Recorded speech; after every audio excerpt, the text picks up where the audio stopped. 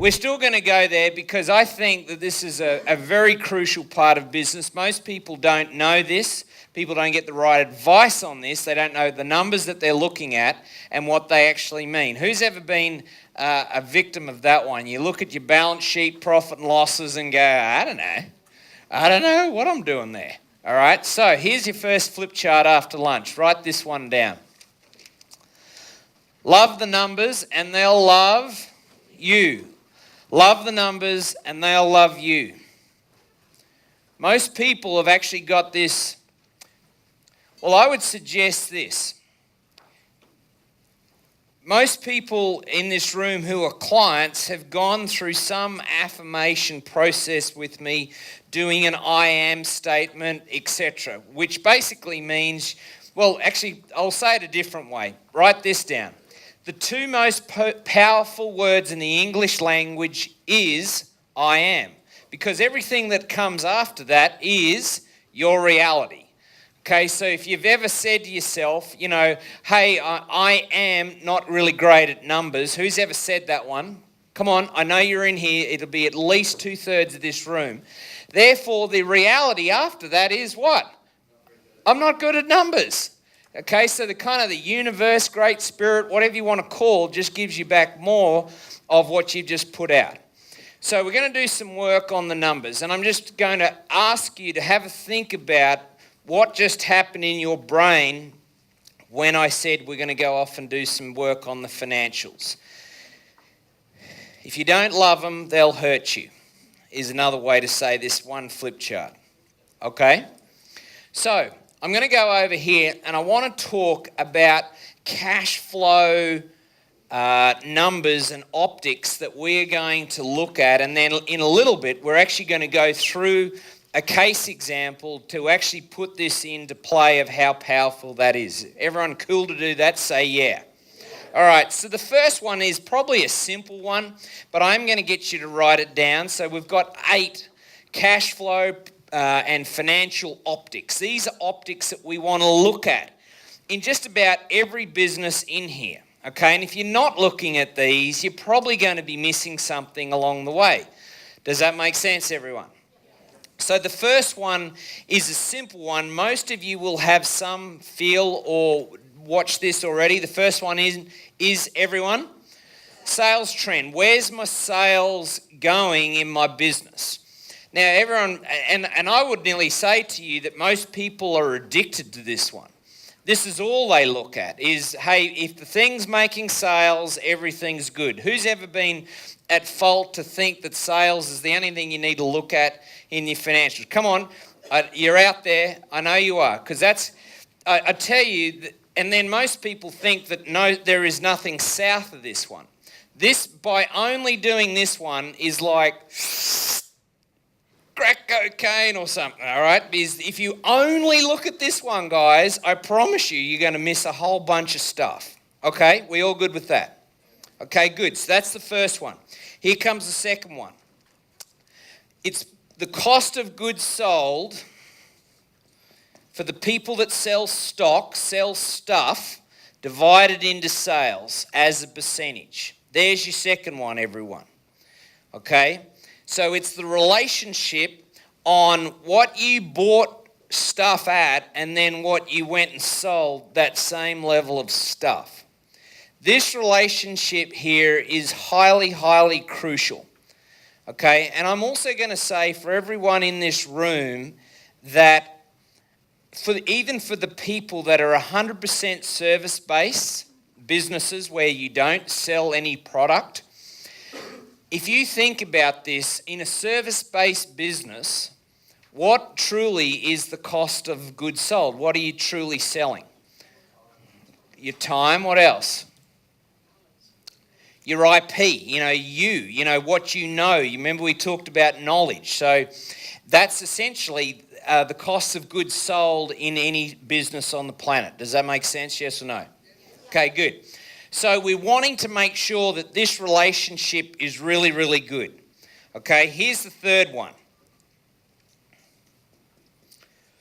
Expenses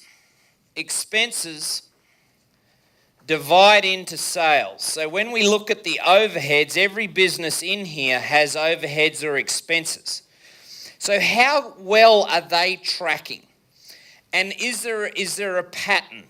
And that's why you have to, anytime you look at financials, most business owners normally only, actually I was speaking about this with James and Laurentine yesterday, is that most business owners only look at one particular, they'll go and print one profit and loss off and look at that. And is that any good?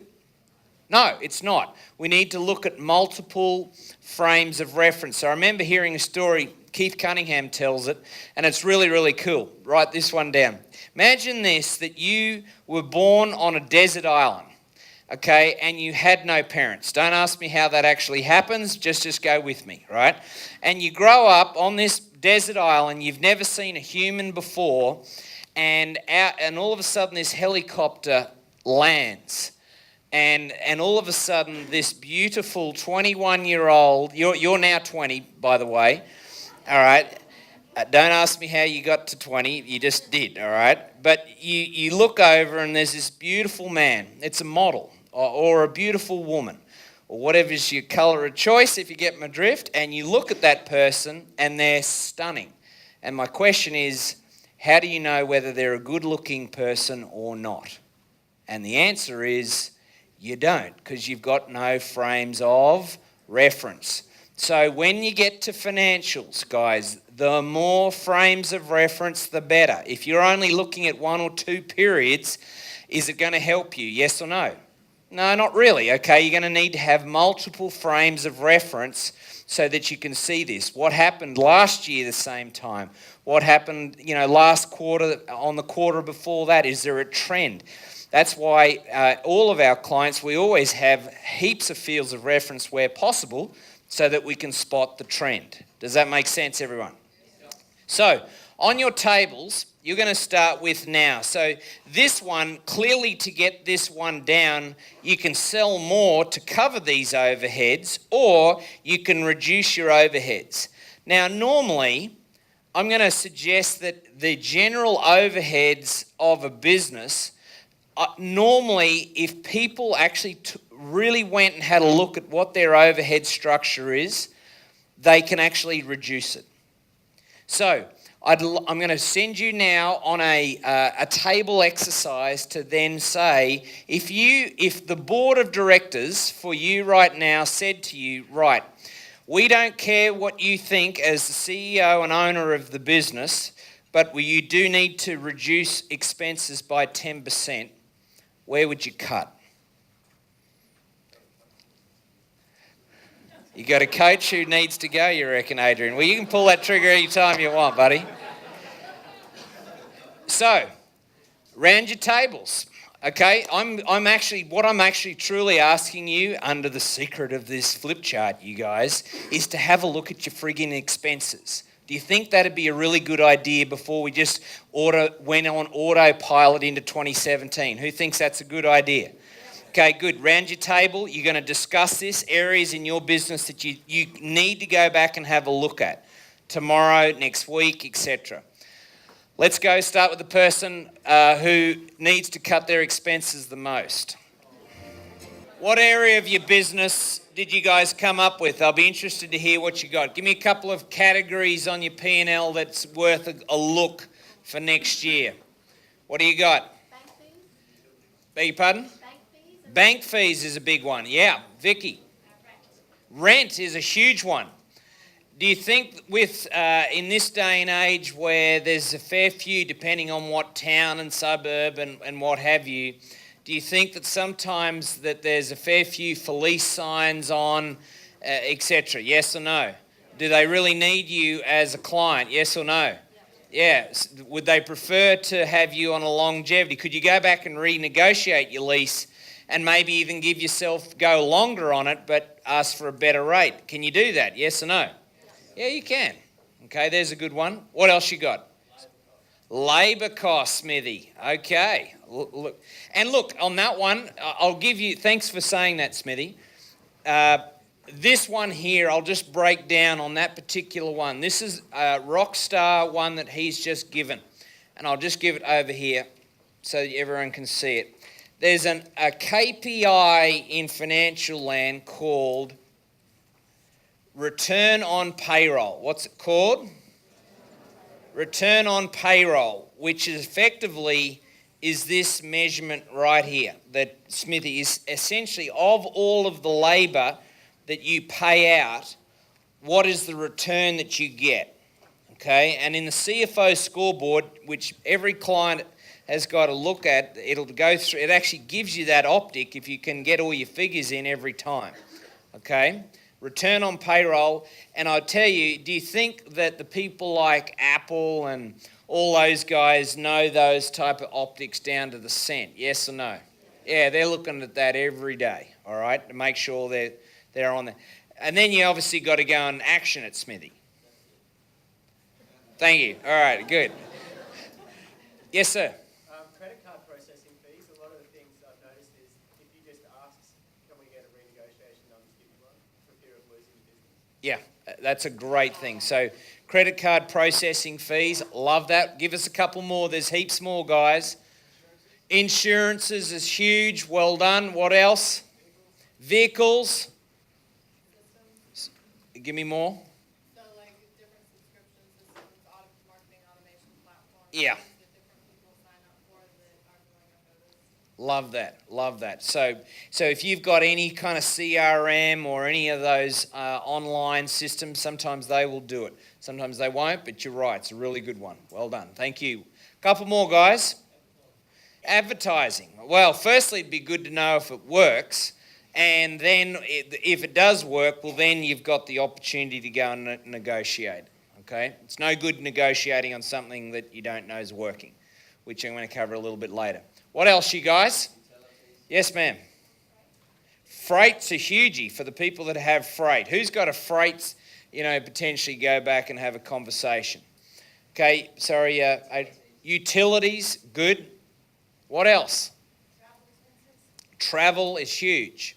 Okay?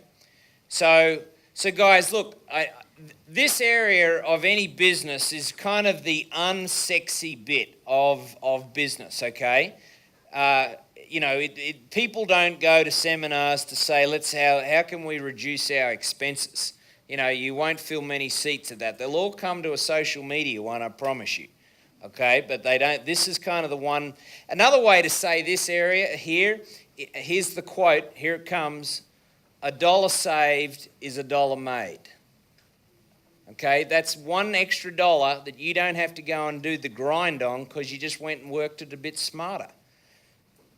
So just on this one, I haven't done this for a while, but just in terms of a couple of bit of terminology for everyone, if this is your business over, say, a year, right, and this red one here is sales, please write this down. If my sales line's doing that, and this is the green's going to be my expenses, is that a very good business, yes or no?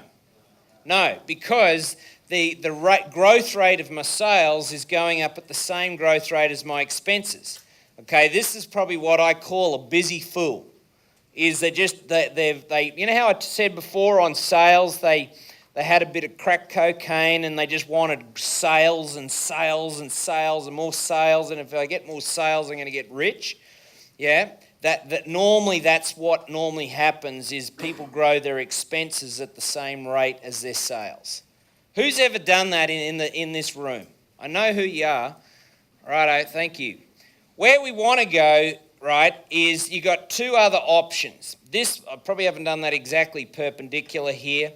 There's one here that we call ZOG. What is it called, everyone? ZOG. ZOG stands for zero overhead growth. Zero overhead growth. So anytime I pick up a set of financials, and we've got multiple people in this room that are doing a good job growing their sales, but they're keeping a lid on their expenses so that they're in ZOGs. Okay, so the crucial part of this is having multiple frames of reference. Remember my island thing? Yes? Okay, good. The cool part, but, is this one here, which is called NOG. What's NOG stand for? Negative overhead growth. Now, you bring me one of those where sales are going up and overhead is going down, that's going to be one profitable business. Okay, so this expenses area, although completely unsexy, is where a lot of money is made for most companies. Okay, now that also a little bit, I just want to kind of now that I've said that, I'm now also going to put a disclaimer.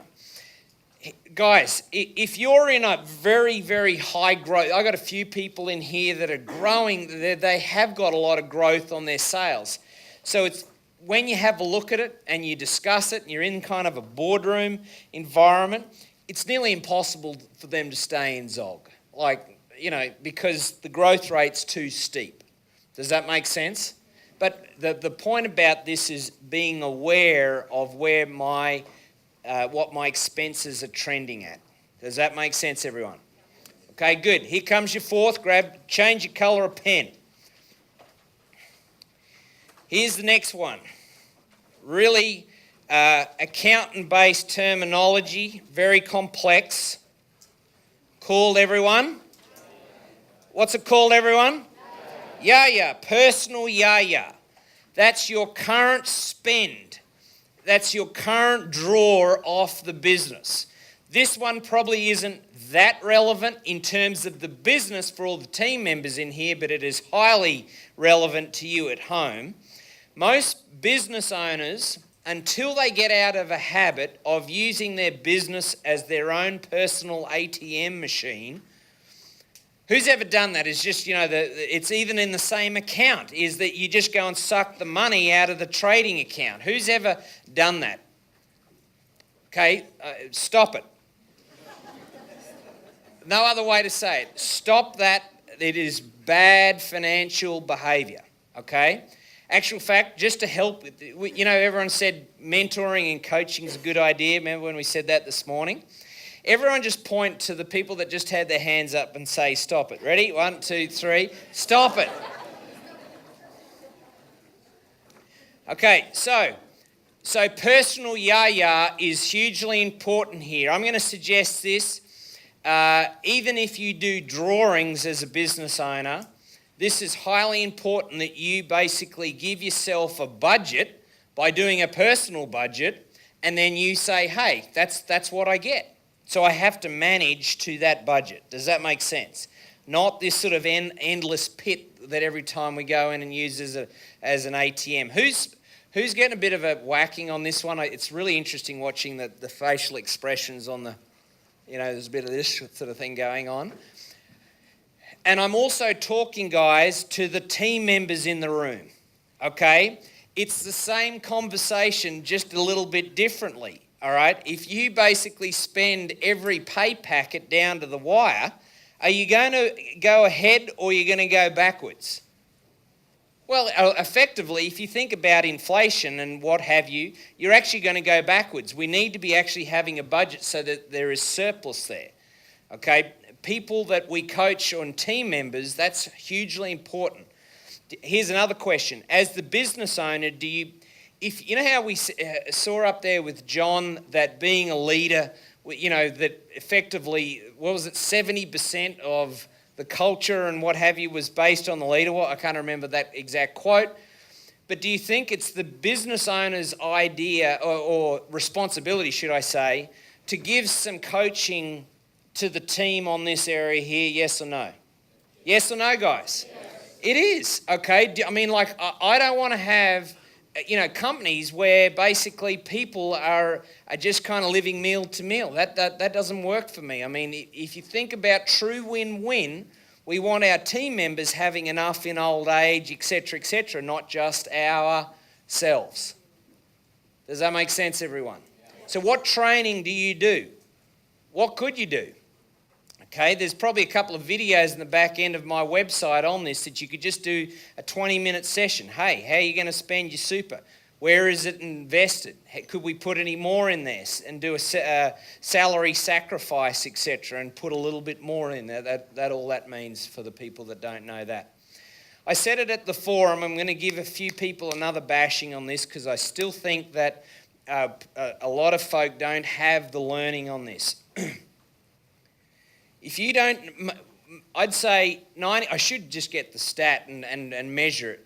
I'd say 90% of the people that when they first roll into my boardroom don't even know how much they've got in superannuation or where it's invested.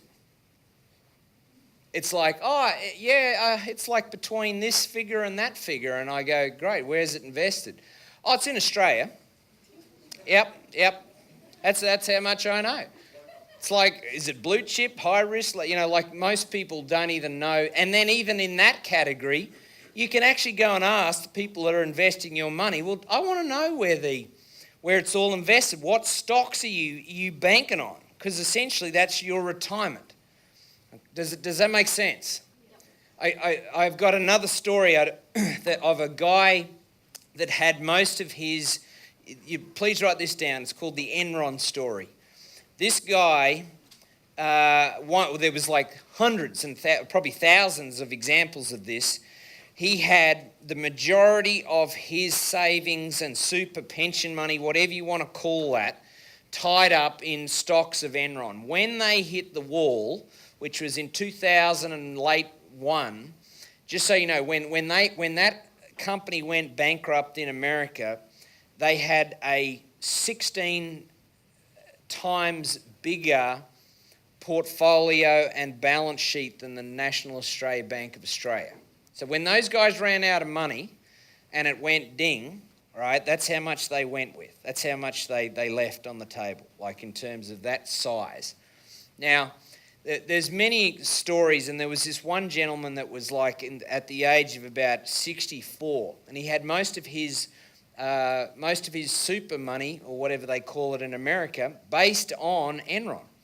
So he lost a lot, right? And essentially he wrote this beautiful story around the lack of responsibility. He abdicated the function to someone else, to some advisor somewhere, some fund manager, whatever, and he lost a lot. So it's your money, so take responsibility of it, okay?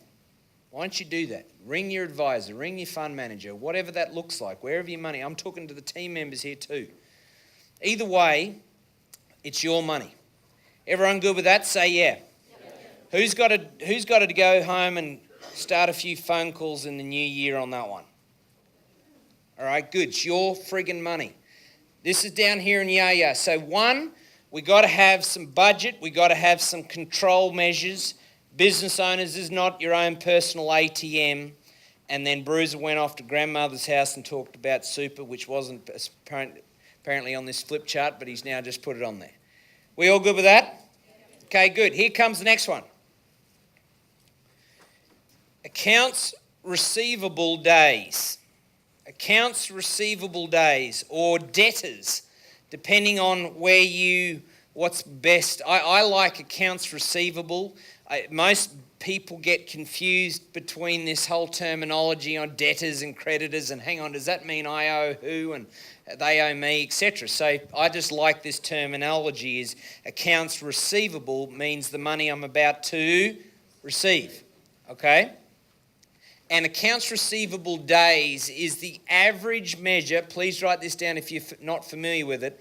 The average days your money, the business's money, is left outstanding.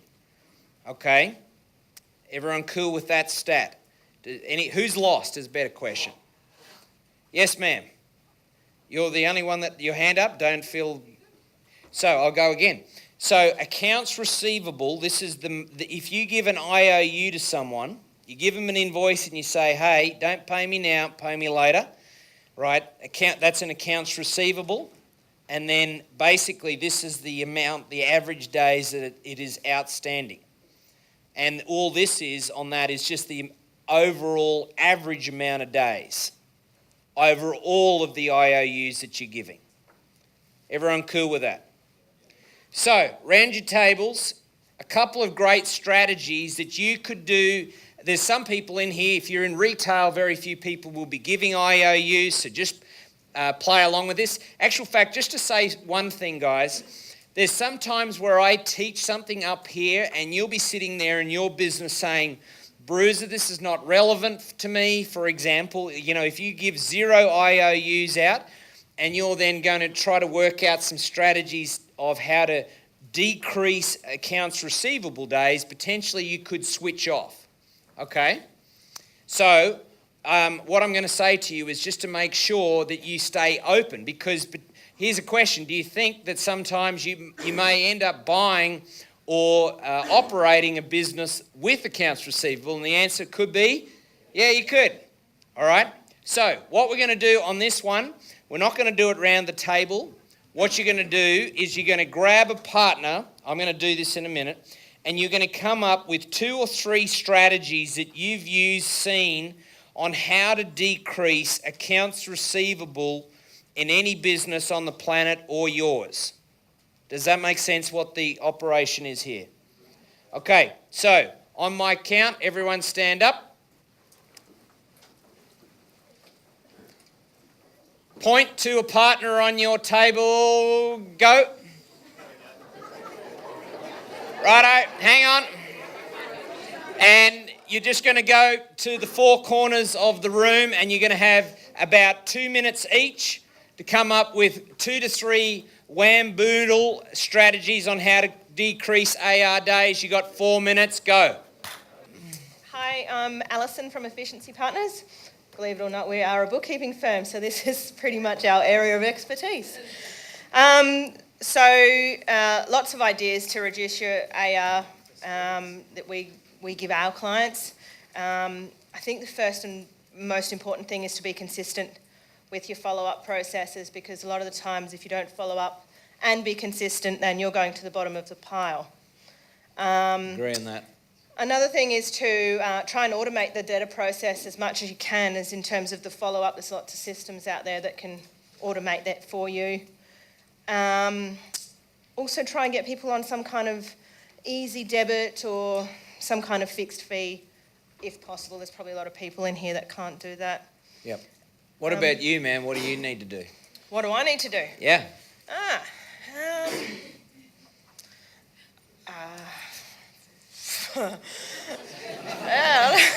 don't know, Bruiser. I'm good on the advice. I just Yeah. wouldn't mind knowing what Alison needs to do. Alison probably just needs to not be so soft. Okay, so hang on. It's important. Can you just take out the word probably and Okay. say the same sentence again? Alison needs to be a hard ass. Well, you could. I think another way to could just say, hey, I can't be your bank. What I can be is, I want to be here. I want to be a partner. I just would appreciate if we're giving you 80, 90% service, a score, and you'd know that because you can score them. Would it be all right if you paid me on time? Yeah. So I think what you're saying is calling them on it. Yeah. Yeah. Well, if you've got that relationship, or that may be something you need to. But anyway, Thanks for volunteering. Good Thanks, stuff. Bruce. Give her a hand. Yeah, I'm Matt from King Trust. What I've been wanting to do is, with our newer customers, changing their credit applications basically to just not say 30 days, just ran it in another 10 days and, improve it from there. I love that. Where's Jamie? Jamie's going to love that too. Good stuff, Matt. Just change the terms. The newies don't know. Good job. Give him a hand. Matt. Hey Bruiser, Matt from CareTech, LAS and the Lab Cycling Cafe now. So we've got a few different companies and a few different philosophies, but one of the things we've done for our new software dealers is literally give them a choice. If they want to start up, they can get better terms on longer days or better discounts if they're paying up front. So that's been a big one. And a lot of them are actually really keen to pay up front. So we've just eliminated debtor days. That's great. And and just the only thing I'd say on that, and I know you're very tied in on that, is just knowing if you are going to give a little bit of the pie away to be paid quicker, is just to know your margins, and you guys do. So Absolutely. Yep, awesome. We also picked up a few new clients with the new business, and basically what we did was offer an account. So, they were real estate agents and they wanted to come in and get coffees, and we said, well, we'll just put you on an account. So they've actually paid up front $600 for their coffees. I love that. So we got the money already. Good stuff. Give That them a hand. worked out well. Good example. Who are you, Matt? G'day, Bruiser. Matt from Wins Coaches. Yeah, we've had a customer come to us and want to pay by credit card, and they were a slow payer. It's government organisation and had to have a purchase order number here and had to go interstate for accounts over there. And they've said, well, if we could just pay you by credit card, saves all that processing. So we're going to get a credit card handling facility and move forward that way. Yeah, I love that. Some of our other customers, we're school bus operators, so we've been doing a whole school term of operating and then sending the bill out. Mm-hmm. So we're met halfway, we're sending it out at the middle of the term. So that's improved cash flow as well. So you've said a couple of really good ones, Matt, and I just want to make sure everyone's kind of got this one down. So the frequency of invoicing is what you just said as your second one, all right? Yep. That is huge. So the quicker you can get the invoice out, the quicker we can get paid, okay? So sometimes people have got sloppy processes or have the opportunity to fasten them up. I love that. Another one we've done is Xero, so it sends out all the reminders. Yep. That's been one of the biggest things. Like, customers often ring it up and say, oh, we paid yesterday, but that's haven't done the bookkeeping right. But that's really got the money in quick. I love it. Having all these reminders sent out. Great. Give him a hand. Good few ones there. Zoe, lucky last. Yeah, Who are you? Zoe from Zoe Kratzman Footwear. We've done a lot of work on this, but we always have lots more to go. We always have sort of accounts that like to stretch out to 90 days when they really should have 30-day terms. So one of our things is we never thought we could get deposits off our customers when they're placing orders, and we've done that, not for old customers, but for new customers, and been a lot less resistance than what we thought they would be to that. That's been good. We started calling customers before 30 days to say, just so you know, we operate on strictly 30-day terms. And that was really quite good. And most recently, we put into place, we've got a full-time kind of debt collection person. We used to have a theory that kind of sales were the good cops and debt collectors were the bad cops. So the sales team would never mention to accounts, that their account was due or whatever. So kind of better communication from the sales team to say, you know what, happy to sell you lots of product, but just we also know where your account's at and that, it hasn't been great. So, Great. Yeah. I love that. Give her a hand. So especially as your business gets bigger, making sure that you've got communication between departments is huge. Awesome. So I'm going to move on from AR. This is a biggie. This next one, and again, this is probably more relevant to the people that hold stock or inventory, is inventory days. What's this one, guys? So how long the stock literally sits on shelf, okay? And because the stock, if you think about this, if you're in the business of buying products and then they have to wait either on a truck, a warehouse, or even on the way to the customer, if you think about that, your money, all that you've done is exchanged a product for the cash. So oftentimes, and many of you, when you've got me in to look at your business, and I'll walk in, I still remember going to Jamie's business over there at Kingaroy, and I'm getting the tour around, etc., and I'm seeing all these pieces of wood, and he's there saying, and this is the truss and this machine and what have you, and I'm listening, but I'm also looking at all of this wood saying, there's all Jamie's money. He's just swapped it. Does that make sense? Okay, and I love Keith Cunningham's story that he tells on Michael Dell and Dell Computers. Most of you have heard this, some of you haven't, but even for the ones, it's a good reminder. So, Dell Computers, back in the mid-90s, over in Austin, Texas, where I spent a lot of time, basically had inventory days. The average inventory was sitting on their shelf for 16 days. That's the average inventory. So if you think on a multi-billion-dollar company, their inventory was tied up on the shelf for that amount of time, that amount of days on average. Okay, Michael Dell came to his executive team in about, I think it was like 96 or 7, and said, you guys, we're at 16 days, that's not good enough. I want you to go out and I need you to come back and tell me I need you to get it down to 12 days. And all of his executive team basically said, Michael, you're crazy that we can't do that. This is a multinational, can't happen. About 6 months later, they kind of panting came through the door of the boardroom, and he said, how'd you go? And they said, yeah, we got it to 12. And he said, well done. And gave him a little old bonus for that, and then said, I need you to make it 8.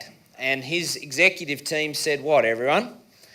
You know, you're doing that again, Michael, that won't happen, you know, etc., etc. Okay, and he said, yeah, I want you to try. They've done that about 3 or 4 more times, the big overhaul of their whole inventory system. Do you know what Michael Dell's inventory days is right now as we speak? 0.1 of a day. Okay, it is the most coolest. So that it is just in time. They don't have, and on a multi-billion-dollar company, that's billions of dollars worth of cash that they can have in their bank accounts, not sitting on the shelf. So, do you think it would be a good idea for the people that have got stock that we actually measure it? Yes or no? Yes. Yeah, it is highly crucial. All the slow movers, the fast movers, etc., huge gains to be made. I won't do specific strategies on that. If you need more in this area, come and see me or write to the team. Okay, the next one here is accounts payable days. What is it, guys? So how quick you pay your bills on average. Some people are quick, some people are slow. A lot of times people that I coach, when they get a bill, they'll feel that they'll need to pay it straight away, and that's what they do. It has to be kind of paid in and etc. Now, this is also not going to win-lose. What it's saying is, could you put some structure on it? Could you just pay your bills twice a month? Could you pay your bills once a month? Could you renegotiate your terms? You know, etc. of when you want to pay your bills? And the answer on all of that most times is what, everyone? Yes. I mean, normally I've taken people on average across about 10 years or 15 years of doing this, up from about, you know, I think my average is about 13, 14 days when I look back through all the balance sheets. Okay? So there's, you know, what's your structure there? Or is it more of an ad hoc structure?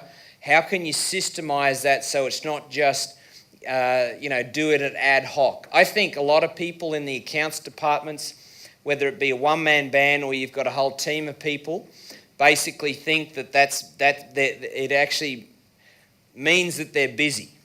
You know, well, that's something I got to do for today, so look, I'll get in and do it on a daily basis just so I feel better, rather than going off and doing something in other places which would add more value. Does that make sense, everyone? Yes. Okay, good. The lucky last, before I give the example, and I'll need the screen on here in 2 shakes, please.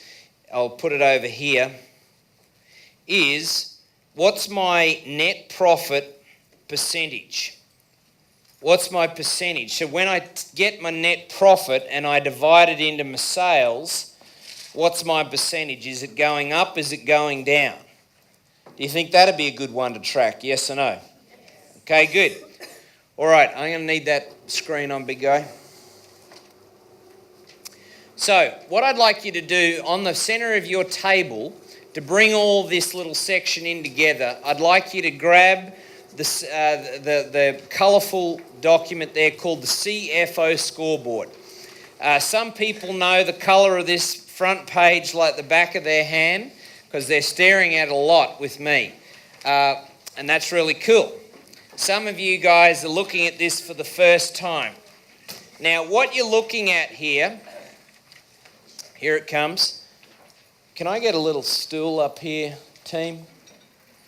What you're looking at here is, so you can look up here, you'll have to look up here eventually with me. So this is a business, it's called Keys to the Vault Office Equipment Business. Now, the top line up here is sales. You see the sales revenue. Thank you. Deepak, this is something's deleted here, man. You always need a money go in your life. Yeah, on yours it is. Can you see that on the screen? You can. You can't. No. I'm going to start this thing up again, Deepak. But you need to be up here because you know PC better than me. So on your tables there, you're looking at an annualised P&L and balance sheets, yes? So this business in the first period there, this is a 3-year snapshot of this business. Remember the multiple snapshots of the business? The first year, how much was their sales revenue, everyone? 600 grand. What was the next year? 900 grand. Then what? 1.1. So their sales are actually growing. Remember my crack cocaine thing I'll keep coming back to, yeah? Everything's about growth, all right? So by rights, if you were smoking that one, you'd be saying this business is doing pretty good. Okay, thank you. Here we go. So you can see that their cost of goods sold here is 420. They obviously sell stuff, their office equipment. They've got inventory up to 790. Now the challenge is, guys and girls, and please write this down, a lot of these, as you will notice here, are percentages. What are they? So the best way to look at a lot of these optics is in a percentage, okay? If it's not in percentage, it's really hard to see. So for the naked eye, those 3 periods, you know, you'd actually, I mean, even me who does this a lot, I'd start trying to get out a calculator and go, you know, what happened between, you know, is my gross profit going up or down, etc. In actual fact, if you just do it on the numbers, as you can see here, guys, this is the gross profit line I was just talking about, 180, 276 and 335, right? So actual fact, their gross profit is going up on a dollar perspective. Does that make sense? Okay, good. Down here on the overheads, we're going to split out, and the CFO scoreboard splits out both the marketing and sales expenses from the general administrative, which is basically every other overhead. Why is it a good idea to split those two out? Hang on, better question. Why is it a good idea to split out your sales and marketing expense? Yeah, because I want to see what's my relationship on my marketing spend on whether it's actually giving me, actually producing sales. Does that make sense? Okay, good. So you got to split those two out. There's a really good optic. I didn't write it on here. It's probably embedded in number 3 here. And then you've got their overheads. So their overheads, are we in ZOG or NOG there, you guys?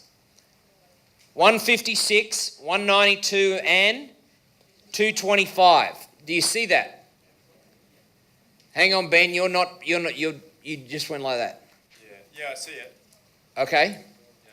So my question is then, is this company in ZOG, zero overhead growth? And the answer is no, it's not. It's going up. But you know what? Look, their sales are going up. They nearly doubled between that period and that period. Is everyone cool with that? Yeah?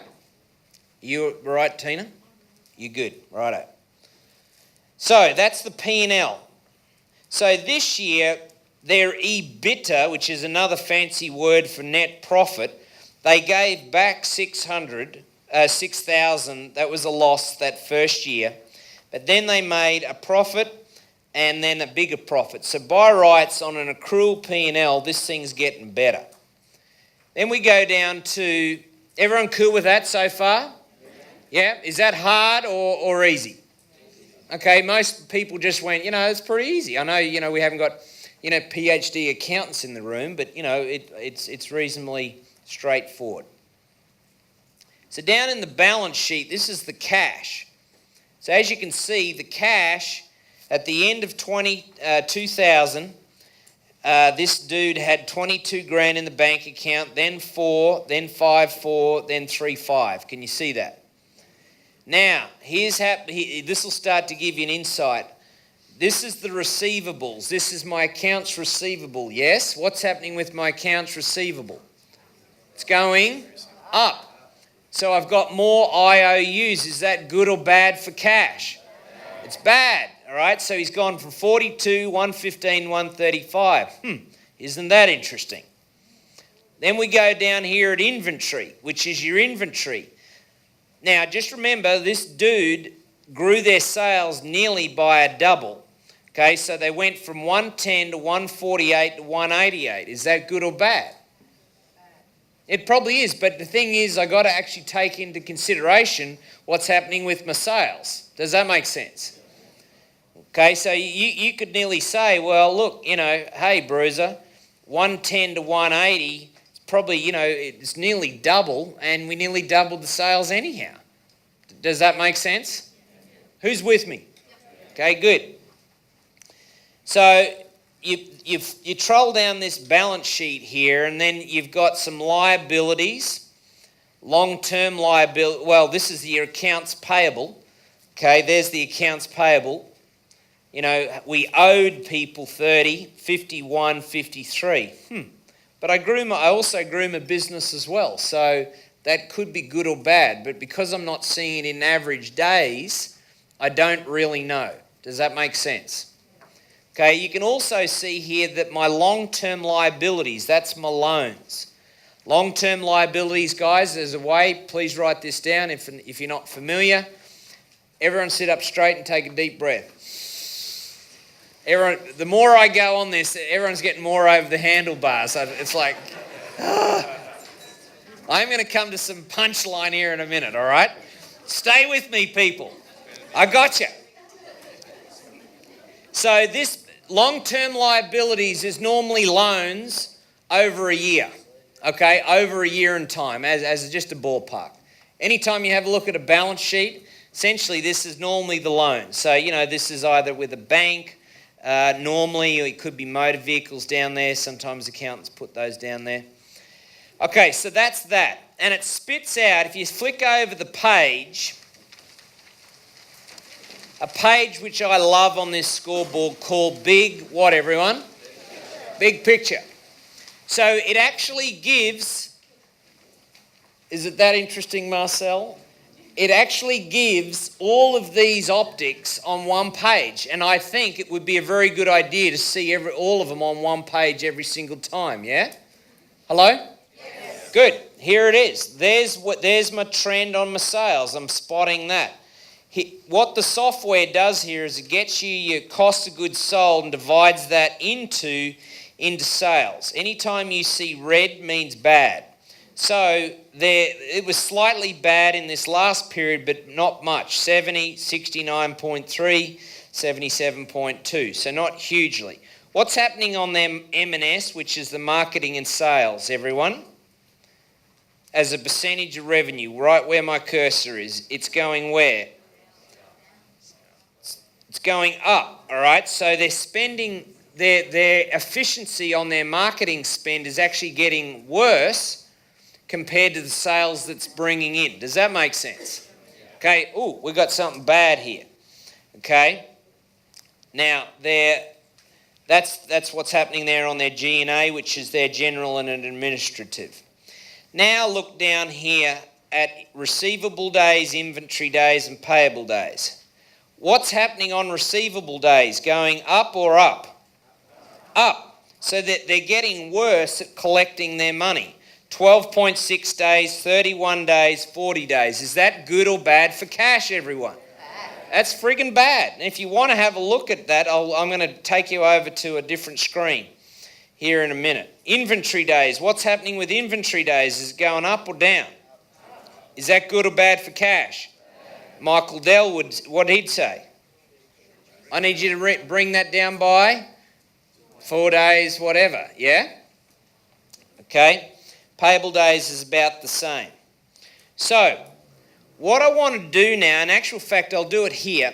If I hold my cursor on here and do that, the difference in cash in your bank account, I'll move that out, the difference between, with the same amount of sales in period 2 here, if this person had just kept their accounts receivable days at 12 and didn't let it blow out to 30, with the sales that they had in this second period here, they would have had another 94,000 of cash. Starts to kind of get a bit, doesn't it? Okay, so that's that. Between, on the sales on this period, if I click on that one, it's 53 grand of cash. That if they just got them in on the 12 days which they showed the world that they could do, that's how much cash they left on the table. Yes? Okay, good.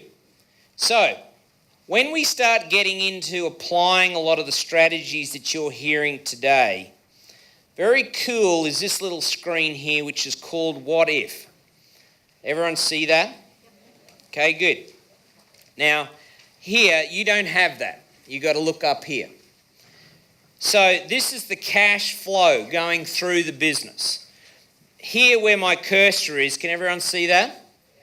That's fact. That's actually what happened. So in this period, to keep this thing afloat, and I'll just kind of navigate you here, the reason why do you think their loans were going up?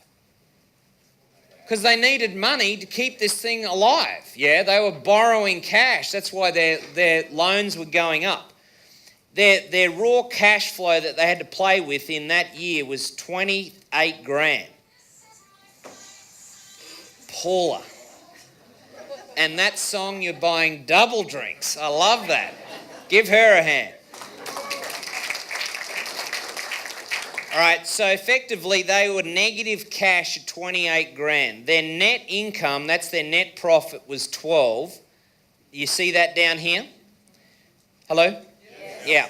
So what we're going to do over here is we're going to just do a little what if. Hang on.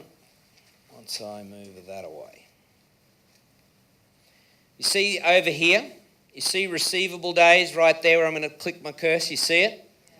You see it? All right, there's his inventory days. There's the payable days. Remember, that's fact. This is what if. So on this one here, we're going to say, look, the previous year we had it at 31. Let's just see if we can get it down to 30. And what I want you to do is to look at this one right here. I want you to see, this is the what if square right there. You'll see it move. So we're going to take from 40 days accounts receivable back to 30. You see it? What are we now? In the green, we're in the black by 34 grand of cash. Okay? Is that 34 grand or is that the difference between negative 28 and plus 34? What's that figure? It's a big figure, yeah? So it's saying that we went from borrowing money to actually having profits. Let's just say on this one that you could get this back to, say, 20 days. What's the figure? Now, that's that. Let's just say we take our inventory and squeeze 6 days off it and take it back to 70 like we had it in year one here. Watch the figure. Not bad, hey? Imagine if we just went to most of our suppliers and said, look, we really love you and we have to pay you in 30. Some you'll be able to do this, some you won't, but let's just say that you got it up to 25. Watch the figure again.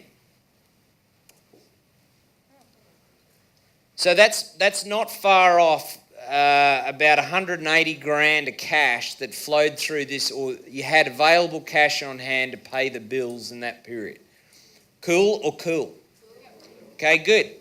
Then we go down to my cost of goods into my sales. Let's say that you went out and you put your prices up by 5% and you bought 5% better. For a lot of businesses, some of you guys in here can't do that, but let's just say on this example, we bought better by 5% and we increased our prices by 5%. Would some of you guys in this room be able to do that, yes or no? Yes or no, everyone? Some of you could, some of you can't. But on this example, this means that this one's going to 63 because it was at 70, so 10% is my overall gain. Everyone cool with that arithmetic? Good. This is the net profit down here, and then watch also my cash go up. So I've gone from a 12 grand up to 93. Now my cash has gone up to 233. Let's just get we'll go down to our sales and marketing expenditure and just make that 5 again. And this is already doing good, so I'm not going to touch that one. So I'm now going to do, so everyone's seen me do that example with this business, yes? Who's got a couple of distinctions on how more they got to take this stuff seriously? Raise your hand. Okay, good. I'm going to reset this thing. Now, for some of you guys, this will be relevant. Down here is sales. Now, I know where I'm going on this. Let's just have a bit of fun. Hang on, I'll come up a bit, eh? Everyone cool with that? You see that figure there? Yeah. You guys? Yep. No? Yep. Okay, good. So let's just not change any of those metrics. Receivable days, inventory days, payable days, marketing and sales, nothing. All right, all my costs of goods into sales. Let's not change any of that and go after the Kool-Aid, drinking this stuff up here only. Okay, you ready?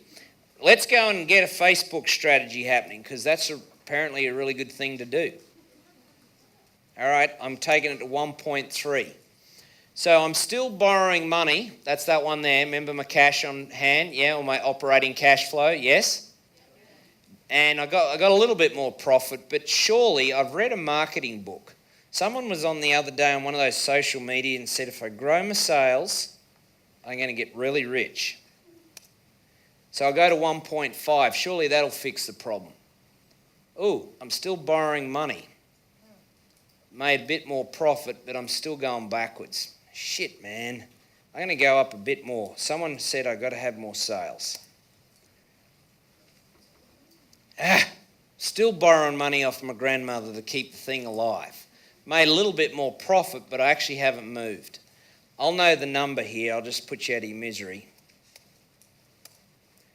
Where did we start from? 1.1 was their sales. On this example, you've got to go from 1.1 to 1.9 million just to stop borrowing money to keep this thing alive.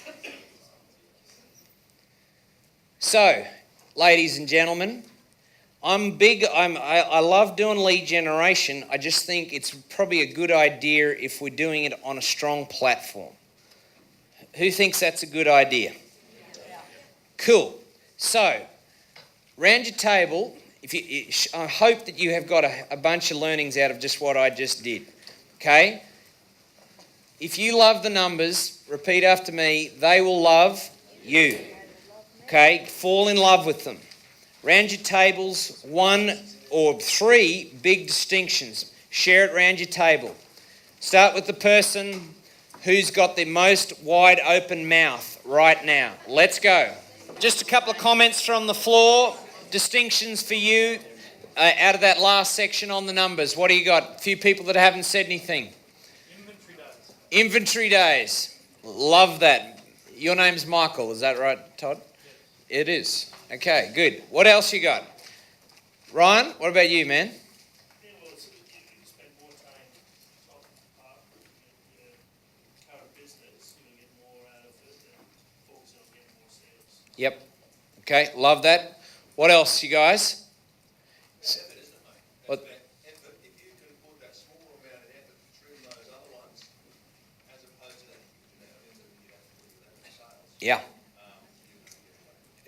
Love that, Bruce. I mean, if you think about that, on that one, from going 1.1 million to 1.9 million, I know it was an office supplies. Think about the brain damage that would have had to happen underneath that to move the needle. Okay? Risk on whether your advertising would bring the sales in or not. You'd be spending Love that. Tricia, what do you have? Welcome, by the way. Thank you. Receivable days and inventory days. Yeah. Huge, huge. Couple more. Yes, ma'am. We have a bookkeeping company, and so we're, like, I would say we're quite good at all of those things. I'm not a bookkeeper, so it bores me perhaps every month that we go through all that. What this has done and seeing that program has given me the why as to why we're good at that. It makes me excited. Okay. You just found your why of your business. I love that, man. Good. Last one. Matt. It's not really, I suppose you hit us up with, talking to your suppliers and seeing if you can get a bit of discount. And obviously, helping reduce those days. What we did was ask the supplier, a large supply of ours, for a discount, and they said they couldn't do it. So we actually asked them to do some labour for us. And so they build a PCB board, and we supply the plastics and the bark. And we normally out the factory have to pull it apart, pull it out of the bag, put the button in, put the plastic back in, test it, and put it back into the box and boxed up. They now do that for us. So we actually did it. So we got a 6% discount instead of a 10% we asked for. They do all that labour for us. Yeah. On average, we produce we're able to invoice about $450 a month. We invoiced $1,118 last month. Awesome. We didn't have to do any of the labour. And there was the whole content of inventory those, put those into the accounting package, Yep. invoicing those out to the accounts team does less work as well. So Yeah. I'll be interested to see what net effect that has on the figures, months to come. Yeah. Awesome. Good stuff. Give him a hand. Okay, guys, so I'm now going to shift off the financials. Everyone good with that? Who enjoyed that last section? Say yeah. Did I keep you awake when the tummy was full still? Yes? Okay, good. See, financials are fun. Okay?